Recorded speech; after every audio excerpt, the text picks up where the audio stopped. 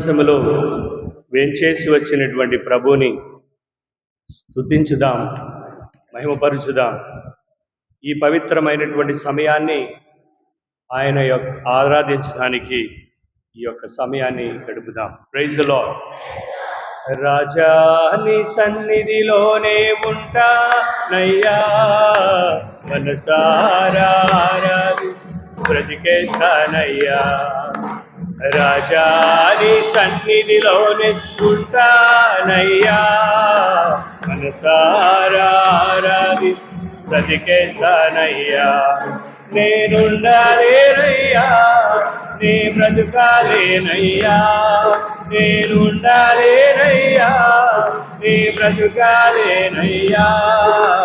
నీవే లేకుండా నేనుండాలేనయ్యా, నీ తోడే లేకుండా నేనుండాలేనయ్యా. నీవే లేకుండా నేనుండాలేనయ్యా, నీ తోడే లేకుండా నేనుండాలేనయ్యా. రాజా నీ సన్నిధిలోనే ఉంటానయ్యా, మనసారా బ్రతికేస్తానయ్యా. యేసయ్యా యేసయ్యా యేసయ్యా యేసయ్యా యేసయ్యా యేసయ్యా యేసయ్యా యేసయ్యా. నేనుండాలేనయ్యా, నీ బ్రతుకాలేనయ్యా. నేనుండాలేనయ్యా, నీ బ్రతుకాలేనయ్యా. నీవే లేకుండా నేనుండాలేనయ్యా, నీ తోడే లేకుండా నేనుండాలేనయ్యా. రాజా నీ సన్నిధిలోనే ఉంటానయ్యా, బ్రతికేస్తానయ్యా. ఒంటరి పోరు నన్ను విసిగించిన మనుషులెల్లరూ నన్ను తప్పి పట్టిన. ఒంటరి నన్ను విసిగించిన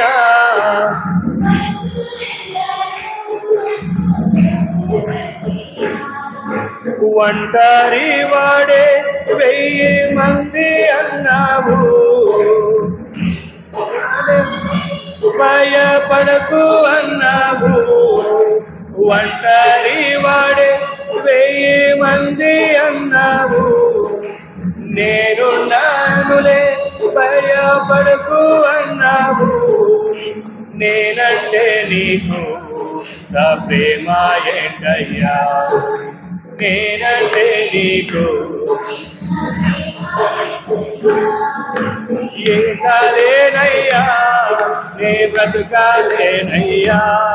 నేనుండాలేనయ్యా, నే బ్రతుకాలేనయ్యా.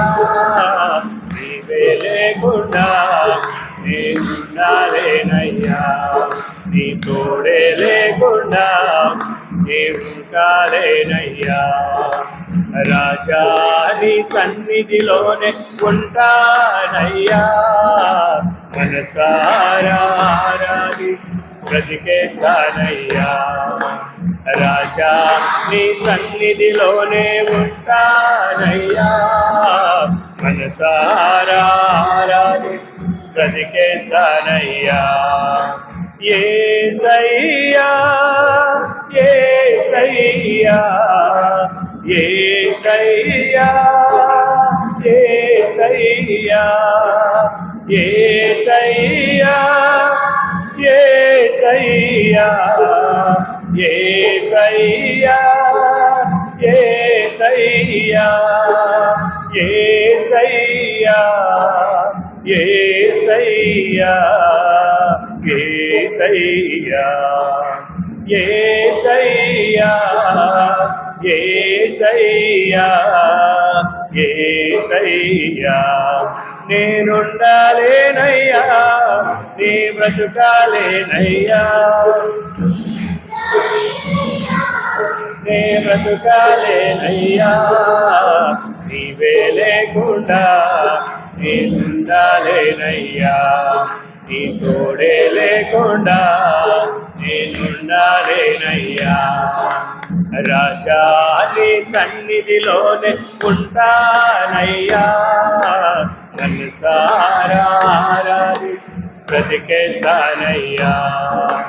రాజా నీ సన్నిధిలోనే ఉంటానయ్యా, మనసారాధిస్తూ బ్రతికేస్తానయ్యా. Praise the lord, praise the lord, praise praise praise the Lord. Hallelujah, hallelujah, hallelujah, hallelujah. ఆయనుంటే మనకు చాలు. ఆ రాజా, రాజులకు రాజు, ప్రభులకు ప్రభు మన యేసయ్య మనతో ఉంటే మనకంతా విజయమే. మనం దేనినైనా సాధించగలం. మనం ఈ సమయాన్ని ప్రత్యేకంగా ఆయన కోసం, ఆయన ఆరాధించడానికి, ఆయన స్తుతించడానికి మనం గడుపుతూ ఉన్నాం. ఆయన మనల్ని నడిపించేటువంటి దేవుడు, దీవించేటువంటి దేవుడు, రక్షించేటువంటి దేవుడు, సురక్షితంగా కాపాడేటువంటి దేవుడు. మరి అటువంటి దేవుడిని మనం అనునిత్యము ఆయన్ని స్తుతించాలి, ఆరాధించాలి, మహిమపరచాలి. Praise the lord, praise the Lord. దేవుని యొక్క వాక్యాన్ని చదువుకుందాం. యోహాను సువార్త 6వ అధ్యాయము, యోహాను సువార్త 6వ అధ్యాయము 52వ వచనం నుండి 59వ వచనం వరకు చదువుకుందాం. అంతటా యూదులు ఒకరితో ఒకరు, మనము భుజించుటకు ఈయన తన శరీరమును ఎట్లు ఇయ్యగలడు అని వాదించుకొనసాగిరి. యేసు వారికి, మీరు మనిషి కుమారుని శరీరమును భుజించి ఆయన రక్తమును త్రాగినే తప్ప మీలో జీవం ఉండదని నీతో నిశ్చయముగా చెప్పుచున్నాను. నా శరీరమును భుజించి నా రక్తమును పానము చేయువాడు నిత్య జీవమును పొందును. నేను అతనిని అంతిమ దినమున లేపుదును.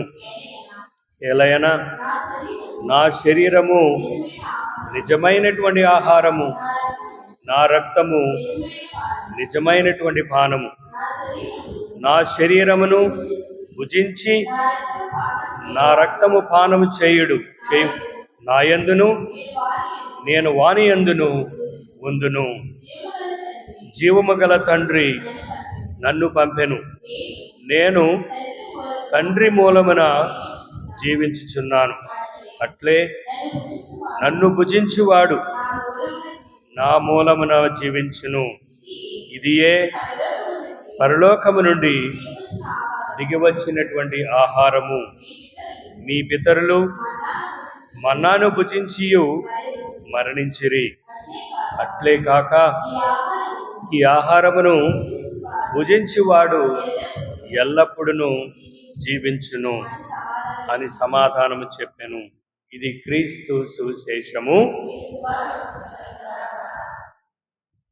నా శరీరము నిజమైన ఆహారము, నా రక్తము నిజమైనటువంటి పానము.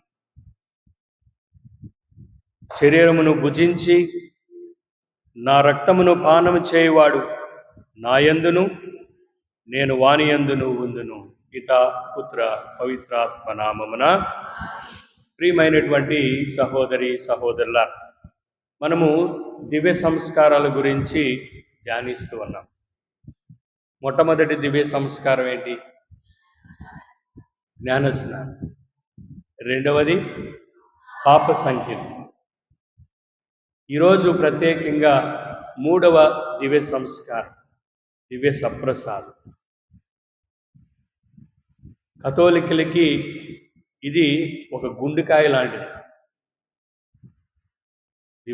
ఈ దివ్య సప్రసాదం ఈ దివ్య సంస్కారము అనేది మనకి గుండెకాయ లాంటిది. గుండెకాయ లేకపోతే మానవుడు జీవించగలడా? జీవించలేడు. అందుకనే Eucharist is the source and summit of all Catholic faith. అంటే ఈ దివ్య సంస్కారము, ఈ దివ్య సప్రసాదము మన కథోలికులకి ఇది ఒక ముఖ్యమైనటువంటిది. ఈ మొదటి దివ్య సంస్కారము జ్ఞానస్నానం ఏ విధంగా అయితే ఒక క్రైస్తవ బిడ్డను, జన్మించినటువంటి బిడ్డను జన్మపాపము తొలగింపబడి శ్రీ సభలో ఏ విధంగా సభ్యత్వాన్ని పొందుతారో శ్రీ సభలోకి ఇది ఒక ద్వారం లాంటిది. మొదటి దివ్య సంస్కారము పుట్టినటువంటి బిడ్డను శ్రీ సభలో సభ్యత్వాన్ని పొందాలంటే ఈ యొక్క దివ్య సంస్కారాన్ని పొందిన తర్వాత ఇది ఒక ద్వారం లాంటిది. జ్ఞానస్నానం అనేది, దివ్య సంస్కారం అనేది సంస్కారాలలో కన్నా సంస్కారం లాంటిది. Praise the lord, praise the lord. ఇంతకు ముందు నేను ఎప్పుడు చెప్తూ ఉన్నాను, మానవుడు అంటే ఏమిటి? మానవుడు అంటే శరీరము ఆత్మ కలయికే మానవుడు, సంపూర్ణమైనటువంటి జీవి. శరీరం లేకపోతే సంపూర్ణ జీవి అవుతాడా? ఆత్మ లేకపోతే సంపూర్ణ జీవి అవుతాడా? అవడు. మానవుడు సంపూర్ణ జీవి అంటే శరీరము ఆత్మ కలయికే సంపూర్ణమైనటువంటి జీవి. మరి శరీరాన్ని మనము అనునిత్యము పోషిస్తూ ఉన్నాం. రకరకాలైనటువంటి మనం తినేటువంటి ఆహారం ద్వారా, తీసుకునేటువంటి పండ్ల ద్వారా, తాగేటువంటి మంచి పాలు ద్వారా మన యొక్క పోషకాహారాన్ని స్వీకరించడం ద్వారా మన యొక్క శరీరాన్ని ఏం చేసుకుంటున్నాం? బలపరుస్తూ ఉన్నాం, ఆరోగ్యంగా ఉన్నాం. అది చేయాలి. ప్రాణమ్మ కష్టపడాలి, మంచి ఆహారాన్ని భుజించాలి. అందరూ చేసేది అది. అది ఒక భాగం అయితే సంపూర్ణమైనటువంటి జీవి శరీరం ఒకటే కాదు, దానికి కావలసింది ఇంకొక మానవుని యొక్క సగభాగం ఇంకొకటి ఏంటంటే ఆత్మ. మరి ఆత్మను పోషించుకోవాలంటే మనం ఏం చేయాలి? ఆత్మను బలపరుచుకోవాలంటే మనం ఏం చేయాలి? ఇదిగో క్రీస్తు ప్రభు మన కోసం ఇచ్చినటువంటి ఈ దివ్య సంస్కారము, ఈ దివ్య సప్రసాదాన్ని మనము స్వీకరించాలి. అందుకనే ఈరోజు మనం విన్నటువంటి, నేను చదివినటువంటి సువిశేష పట్టణంలో ప్రభు చెప్తూ ఉన్నాడు, పరలోకము నుండి దిగి వచ్చినటువంటి ఆహారమును నేనే. మీరు జీవించాలంటే, మీరు జీవం పొందాలంటే మనం ఏం చేయాలి? ఈ ఆహారాన్ని భుజించాలి, ఈ ఆహారాన్ని స్వీకరించాలి. ఇది చాలా ముఖ్యమైనటువంటిది ప్రియమైనటువంటి సహోదరులారా. అందుకనే ఈ దివ్య సప్రసాదం అనేది మనకి ఒక గుండెకాయ లాంటి. అది ఎప్పుడన్నా గమనించామా? ఎప్పుడన్నా ఆలోచించామా? మనం చాలామంది అనుకుంటారు, మన కథోలిక సంఘంలో ఫాదర్ గారు ఎక్కువ సమయం దివ్యబలి పూజలో ప్రసంగాలు చెప్పటం లేదు, వాక్యం సరిగా లేదు. ఇది ఈ దివ్యబలి పూజలో వాక్య పరిచయం అనేది ఒక భాగమే. అది తెలుసుకోవాలి. మనం వాక్యాలు చదువుతాం, మొదటి పట్టణము, రెండవ పట్టణము, అదేవిధంగా సువిశేష పట్టణం. దానికి అనుగుణంగా వాక్య పరిచయం ఉంటుంది, బోధిస్తాం. అది ఒక భాగమే.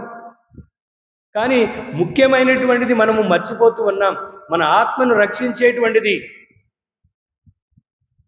మనల్ని నడిపించేటువంటిది, మనకు మూలమైనటువంటిది, మనకు గుండెకాయ అనేటువంటిది దివ్య సప్రసాదం అని మనం మర్చిపో. అది ముఖ్యం. మన కథోలిక శ్రీ సభలో ఎంతోమంది పునీతులు ఉన్నారు, ఎంతోమంది మహానుభావులు ఉన్నారు, ఎంతోమంది పవిత్రమైనటువంటి జీవితం జీవించారు. ఈ యొక్క పవిత్రమైనటువంటి జీవితం జీవించటానికి, పవిత్రమైనటువంటి ఆ పరిశుద్ధ పట్టాన్ని పొందటానికి వాళ్ళు చేసినటువంటి ఘనకార్యం ఏమిటంటే, వారి జీవితంలో కొనసాగించింది ఏంటంటే, ఇదిగో ఈ దివ్య సప్రసాదంలో వేంచేసి పట్టినటువంటి యేసునాథుని అనునిత్యము వాళ్ళు స్తుతించారు, మహిమపరిచారు. మనకందరికీ తెలుసు పునీత మదర్ తెరీసా ఆఫ్ కల్కటా. ప్రతి ఒక్కరి భారతీయుల్లో ఉన్నటువంటి భారతదేశంలో ఉన్నటువంటి ప్రతి ఒక్కరికి తెలుసు మదర్ తెరీసా.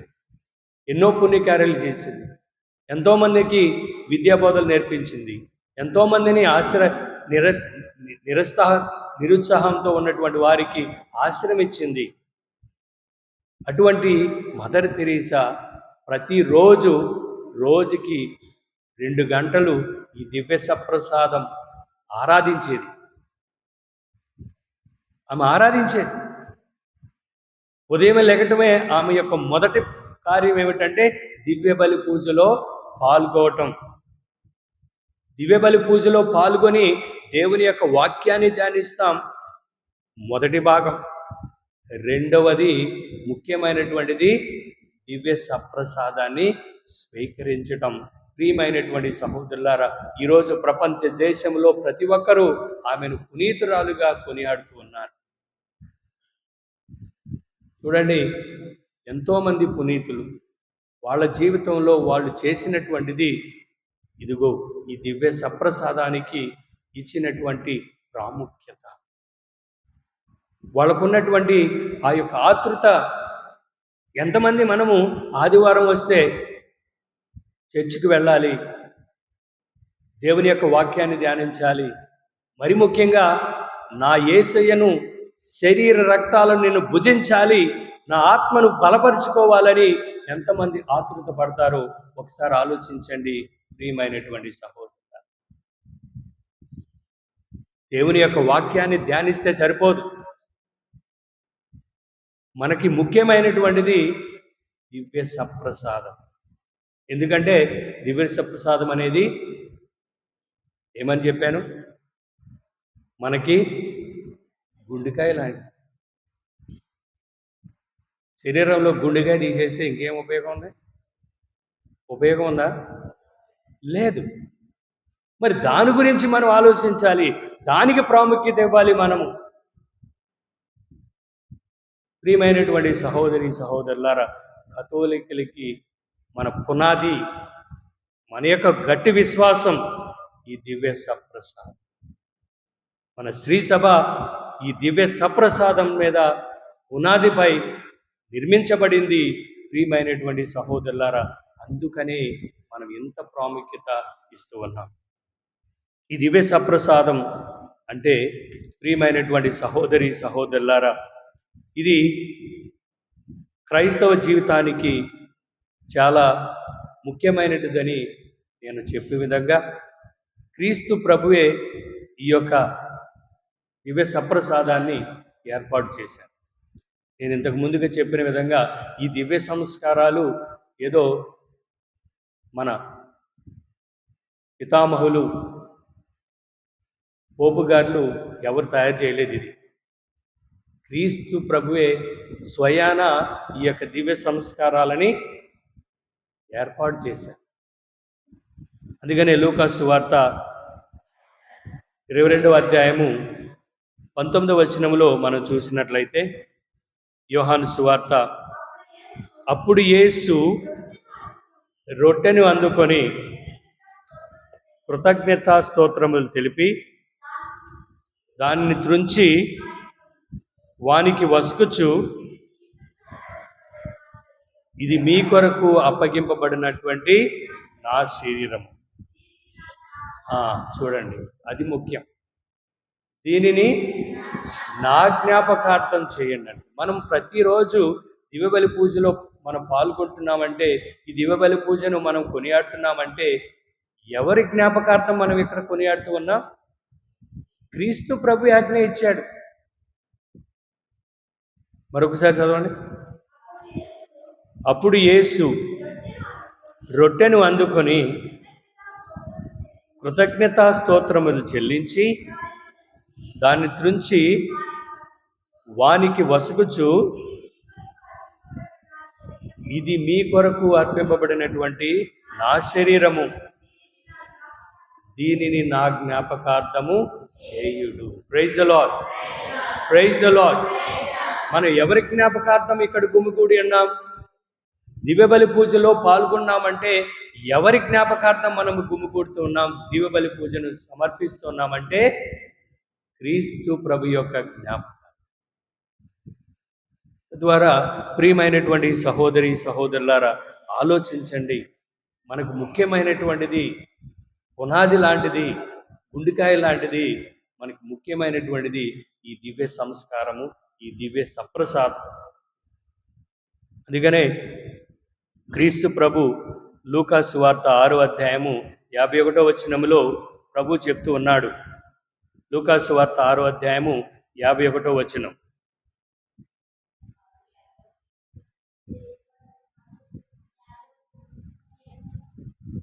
క్రీస్తు ప్రభు యేసు వారికి, మీరు మనిషి కుమారుని శరీరమును భుజించి ఆయన రక్తమును తాగిననే తప్ప మీలో జీవము ఉండదు. Praise the lord. ఆయన శరీరాన్ని, ఆయన రక్తాన్ని భుజించి పానం చేస్తేనే తప్ప మనలో జీవం ఉండదు. మనలో జీవం ఉండదని ప్రభు చెప్తూ ఉన్నాడు. చూడండి, సమరయ స్త్రీ, ఒకసారి మధ్యాహ్నం పూట సమరయ స్త్రీ ఒక బావి దగ్గరికి వచ్చి నీటిని తోడుకుంటూ, ఆ సంఘటన మన అందరికీ తెలుసు. క్రీస్తు ప్రభు ఆమెతో ముచ్చటించినటువంటి సంభాషణ మనకు అందరికీ తెలుసు. ఆయన అనేక విషయాలు ఆమె గురించి విన్నవించారు. ఆమె ఎవరు, ఎంతమంది భర్తలతో ఉంటుంది, ఆమె యొక్క వ్యక్తిగత జీవితం ఏమిటి అని ఎన్నో ఆమెకు విన్నవించినప్పుడు చివరిగా ఆమె ఒక విషయాన్ని ప్రభుని అడుగుతూ ఉంది. నాకు ఈ యొక్క బావి దగ్గరికి రాకుండా ఉండటానికి జీవజలాన్ని నాకు ఇవ్వండి అని చెప్తుంది. చూడండి, యోహాను సువార్త 4వ అధ్యాయము 10వ వచనంలో, అప్పుడు యేసు, నీవు దేవుని యొక్క వరమును గ్రహించి ఉన్న ఎడల త్రాగుటకు నీరు ఇమ్ము అని అడుగుచున్నది ఎవరు అని నీకు తెలుసుకుని ఉన్న ఎడల నీవే ఆయనను అడిగి ఉండేదాన్ని. అప్పుడు 14వ వచనం చదువు. 14వ వచనం, కానీ నేను ఇచ్చు నీటిని త్రాగువాడు ఎన్నటికిని దప్పికొనడు. ప్రభు పలికేటువంటిది ఈ దివ్య సప్రసాదం గురించి. నేను ఇచ్చు ఈ ద్రాక్ష రసాన్ని, నేను ఇచ్చు ఈ నీటిని త్రాగువాడు, భుజించువాడు ఎన్నటికిని ఆకలి కొనడు, ఎన్నటికిని దప్పికొనడని ప్రభు చెప్తున్నాడు. ప్రియమైనటువంటి సహోదరుల, మరి మన జీవితంలో ఎన్నో ఆటుపోట్లను, ఎన్నో శ్రమలను మనం ఎదుర్కొంటూ ఉన్నాం. ఎన్నెన్నో విధమైనటువంటి సమస్యలతో మనం సతమతం అవుతూ ఉన్నాం. మరి అటువంటి సతమతమైనటువంటి ఆ యొక్క సందర్భంలో ఈ యొక్క స్త్రీ కూడా, సమరీ స్త్రీ కూడా తన యొక్క జీవితం చిన్నాభిన్నమైంది. అయ్యలదా, ఒకళ్ళు కాదు, రెండు కాదు, అనేక మందితో ఆమె జీవిస్తున్నప్పుడు క్రీస్తు ప్రభువే ఆమెకు వసిగినటువంటి వరము, నేను ఇచ్చి ఈ యొక్క నీటిని, ఈ జీవజలాన్ని నువ్వు తాగితే నువ్వు ఎన్నడినూ దప్పికొనవని చెప్తూ ఉన్నాడు. చూడండి ప్రియమైనటువంటి సహోదరులారా, మనం నిండు పూజలో పాల్గొన్నట్లయితే, విశ్వాసంతో నమ్మకంతో మనం దివ్యబలి పూజలో పాల్గొని క్రీస్తు ప్రభు యొక్క శరీర రక్తాలను మనం భుజించి పానం చేస్తే మనం ఎన్నడూ తప్పికొనము. ఆకలి గుణము, మన యొక్క సమస్యలన్నీ తొలగిపోతాయని ప్రభువే మనకి విన్నవిస్తూ ఉన్నారు. ప్రియమైనటువంటి సహోదరుల, మరి అటువంటి విశ్వాసంతో, అటువంటి నమ్మకంతో ఈ దివ్య సంస్కారాన్ని మనం పాల్గొనడానికి మనం సిద్ధంగా ఉన్నాము. ఈ యొక్క దివ్య సంస్కారంలో పాల్గొనడానికి మనల్ని మనము సంసిద్ధం చేసుకోవాలి.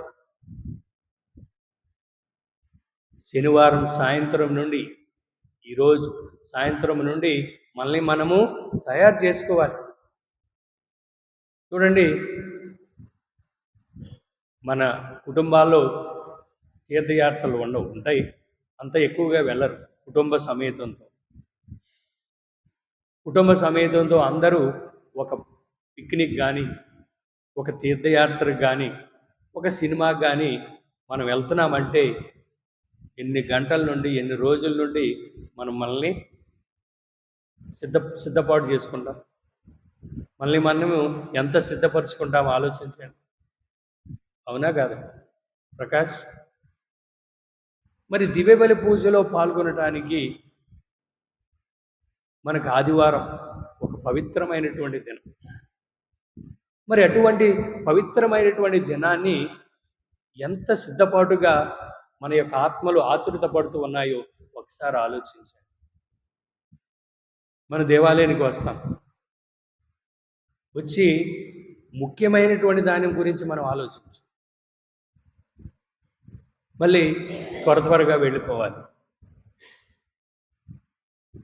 మనమందరము ఈ దివ్యబలి పూజలో పాల్గొన్నప్పుడు ఒక క్రీస్తు ప్రభు యొక్క శరీరంలో భాగస్థులం అవుతున్నాం.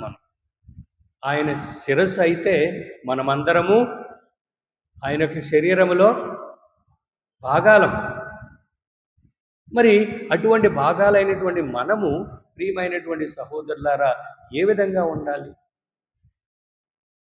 ఎవరైనా బర్త్డేలు, ఎవరైనా పుట్టినరోజులు, ఎవరైనా వివాహపు వార్షికోత్సవాలు జరిగినప్పుడు నేను అందరిని ముందుకు పిలిచి వాళ్ళకి విషయం చెప్తూ ఉంటే ఎంతమంది ఉంటారు చెప్పండి? టైం సరిపోవట్లేదు, ఎక్కువ సమయం దానికే కేటాయిస్తున్నారు. చూడండి ప్రియమైనటువంటి సహోదరులారా, మనమందరము క్రీస్తు ప్రభు యొక్క శరీరంలోని భాగాలు. ఒక భాగము బాధపడితే అన్ని యొక్క అవయవాలు బాధపడతాయి. ఒక భాగం సంతోషంగా ఉంటే అన్ని అవయవాలు సంతోషంగా ఉండాలి. అలా ఉండాలి. మనము ఒకే శరీరాన్ని ఒకే పాత్రలో మనం పానం చేస్తూ ఉన్నాం. ఒకే కంచంలో కుటుంబంలో ఉన్నటువంటి వారందరూ పూర్వకాలంలో వాళ్ళకు ఉండేది ఒకే కంచం. చక్కగా ఎంత సంతోషంగా ఉండేవాడు. తల్లి అందరికీ కలిపి గోరుముద్దలు పెట్టేది ఒకే కంచంలో. ఎంత సంతోషంగా ఉండేవాళ్ళు. అదేవిధంగా ఈ యొక్క దివ్యబలి పూజలో పాల్గొనడానికి వచ్చినటువంటి మనము ఒకే పాత్ర నుండి క్రీస్తు ప్రభు యొక్క శరీరాన్ని స్వీకరిస్తూ ఉన్నాం. ఒకే పాత్ర నుండి క్రీస్తు ప్రభు యొక్క రక్తాన్ని మనము స్వీకరిస్తూ ఉన్నాం. అది ఎప్పుడన్నా మనం గమనించామా? మరి ఒకే కంచంలో ఒకే పాత్ర నుండి స్వీకరించేటువంటి మనము ఎంత అన్యోన్యంగా ఉండాలి, ఎంత సామరస్యంగా ఉండాలి, ఎంత ఆప్యాయతతో ఉండాలి, ఎంత ఒకరికొకరు సహాయం చేసుకుంటూ ఉండాలి. ప్రియమైనటువంటి సహోదరులారా, లేకపోతే దీనిలో విలువేముంది? మనలో విలువ లేదు. ఇది మనము గమనించాలి. అదేవిధంగా మనము ఈ దివ్య సప్రసాదం పొందటం ద్వారా అనేకమైనటువంటి మేలు పొందుతామని మనం తెలుసుకోవాలి. ముఖ్యమైనటువంటిది యోహాను సువార్త 6వ అధ్యాయము 54వ వచనములో ఈరోజు చదివినటువంటి, నా శరీరమును భుజించి నా రక్తమును పానము చేయువాడు నిత్య జీవాన్ని పొందును. Praise the lord. మనం అందరము ఈ యొక్క జీవిత యాత్రలో చివరికి అందరికీ ఉన్నటువంటి చివరి కోరిక ఏమిటి? వరలక్ష్మి గారు,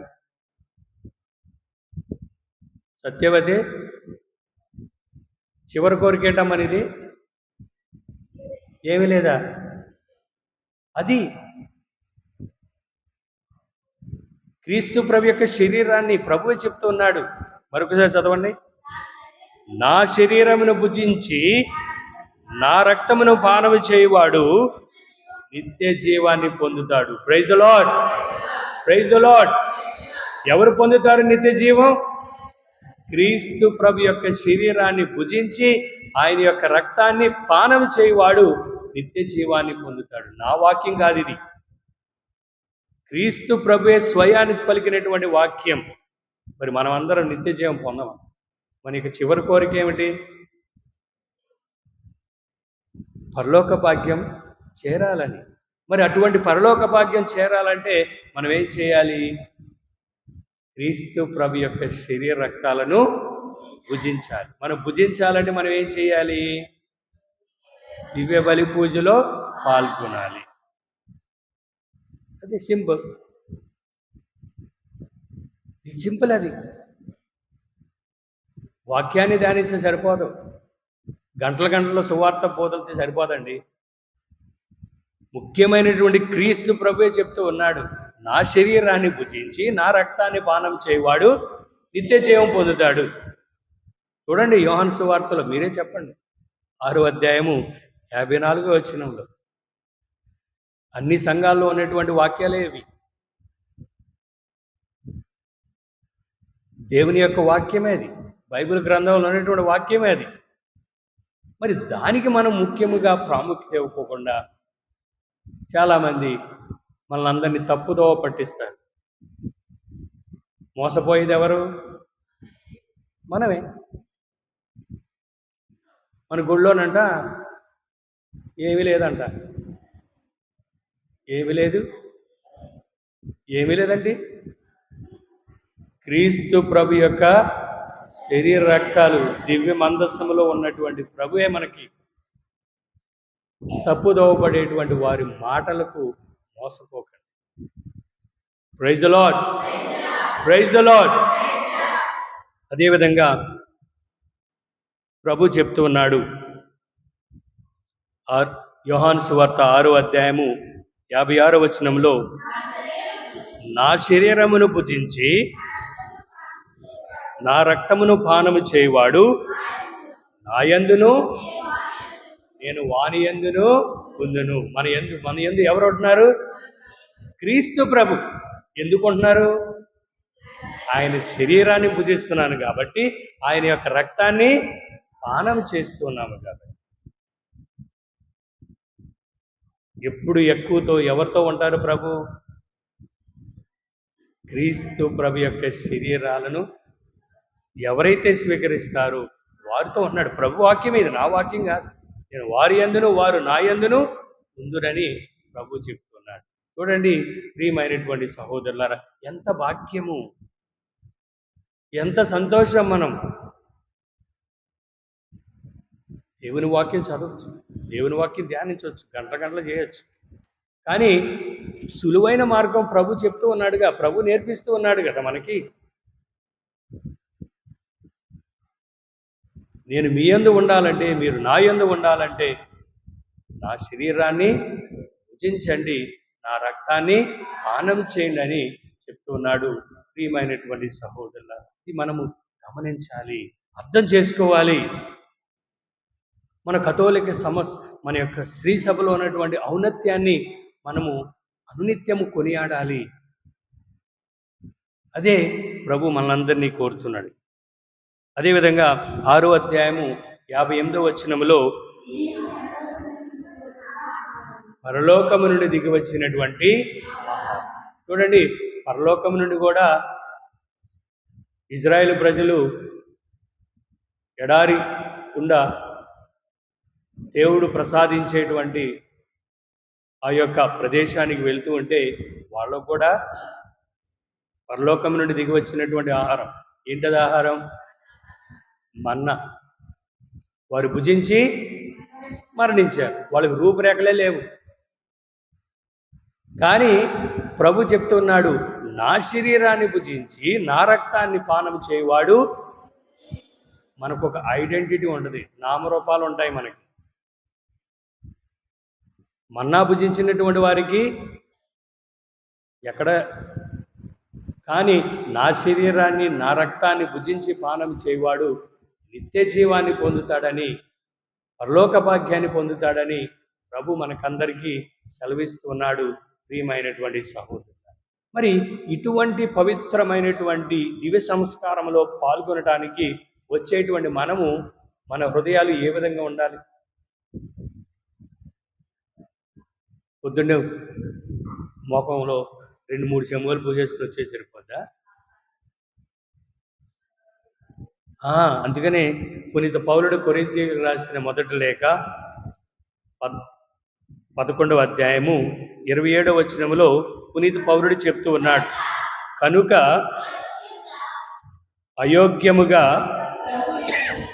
ప్రభు యొక్క రొట్టెను, చూడండి, ఆలోచించండి, గమనించండి, ఎవరైతే అయోగ్యముగా ప్రభు యొక్క రొట్టెను ఎవడైనను తినునను లేక ఆయన పాత్రము నుండి త్రాగినను అతడు ప్రభు శరీరమునకు రక్తమునకు వ్యతిరేకముగా పాపము చేయుచున్నాడు. Praise the lord, praise the lord.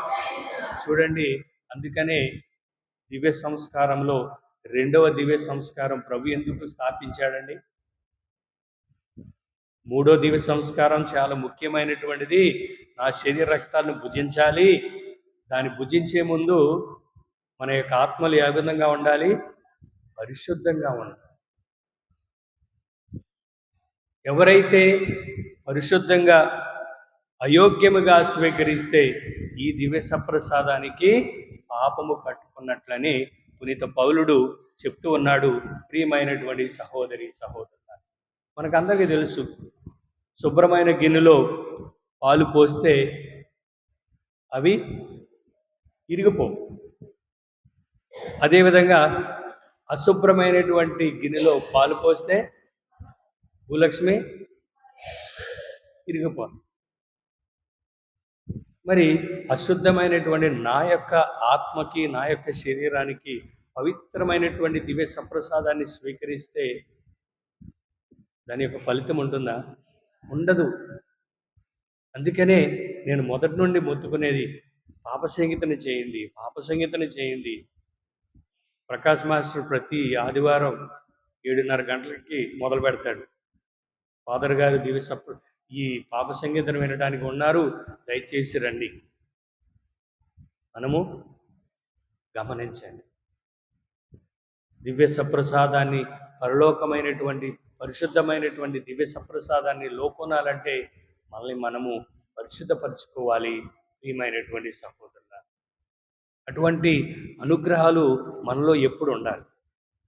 నడిపిస్తాడు నా దేవుడు, శ్రమలోనైనా నన్ను విడువడు. నడిపిస్తాడు నా దేవుడు, శ్రమలోనైనా నన్ను విడువడు. అడుగులు తడబడిన, అలసటపై పడిన, అడుగులు తడబడిన, అలసటపై పడిన, చెయ్యి పట్టి వెన్ను తట్టి చక్కని ఆలోచన చెప్పి, చెయ్యి పట్టి వెన్ను తట్టి చక్కని ఆలోచన చెప్పి నడిపిస్తాడు నా దేవుడు. శ్రమలు నన్ను విడువడు. అయ్యా అయ్యేసయ్యా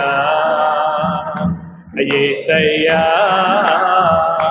అయ్యేసయ్యా